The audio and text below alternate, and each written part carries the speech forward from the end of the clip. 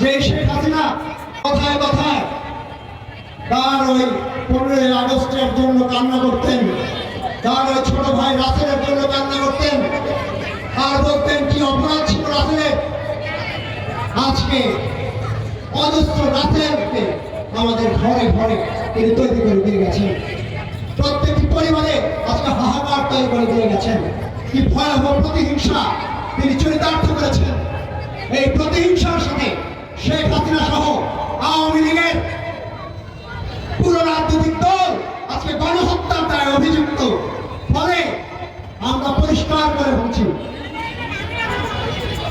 আওয়ামী লীগ সহ শেখ হাসিনা, তার মন্ত্রণালয়, তার এমপি এবং পাড়ায় পাড়ায় ওয়ার্ডে ওয়ার্ডে যারা আমাদের ভাইয়ের উপরে বোনের উপরে গুলি ছুড়েছে, হত্যাযজ্ঞে লিপ্ত হয়েছে, আমাদের মাটিতে রক্ত এখনো শুকায় নাই, তাদের প্রত্যেককে তাদের আদালতে বিচার হতে হবে। রাজনৈতিকভাবে আওয়ামী লীগ নামে বাংলাদেশে কোন রাজনৈতিক দলের অস্তিত্ব আমরা জনগণ আর কখনো মেনে নেব না।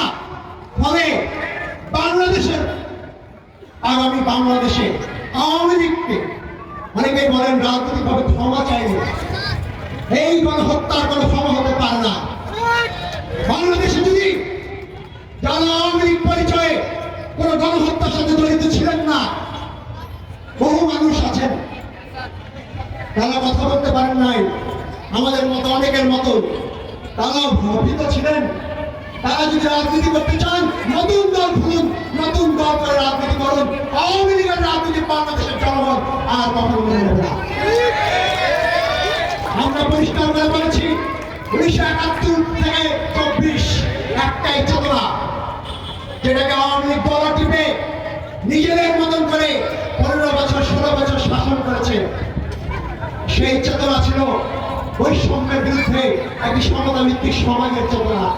সেই চেতনা ছিল প্রত্যেকটি নাগরিক তার ধর্মীয় পরিচয় যাই হোক, তিনি নারী হোক পুরুষ হোক, তার বাঙালি কিংবা আদিবাসীর চেয়ে জাতিগত পরিচয় হোক না কেন, প্রত্যেকের মর্যাদা নিশ্চিত হবে। তিনি যেই পেশায় নিয়োজিত হন না কেন, প্রত্যেকের মর্যাদা নিশ্চিত হবে। শ্রেণীগত পরিচয়ে কেউ বৈষম্যের শিকার হবেন না। কোন শিশু সুবিধা বঞ্চিত হিসেবে আজকে সমাজের কাছে পরিচিত হবেন না।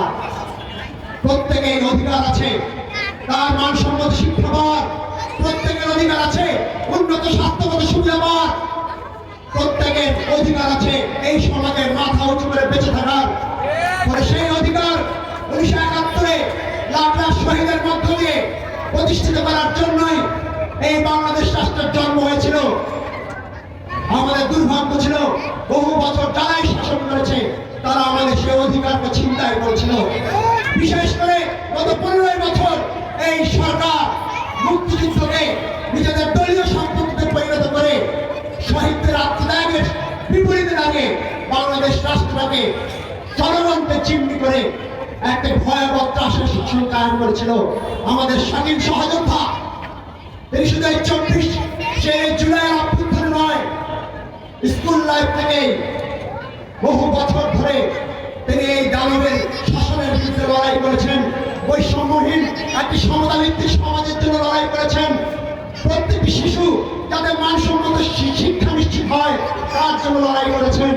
সেই লড়াই এখন অব্যাহত রাখতে হবে, কারণ রাষ্ট্রটা একটা দানবের হাত থেকে মুক্ত হয়েছে ঠিকই, কিন্তু রাষ্ট্রটা এখনো জনগণের মালিকানায় আসে নাই।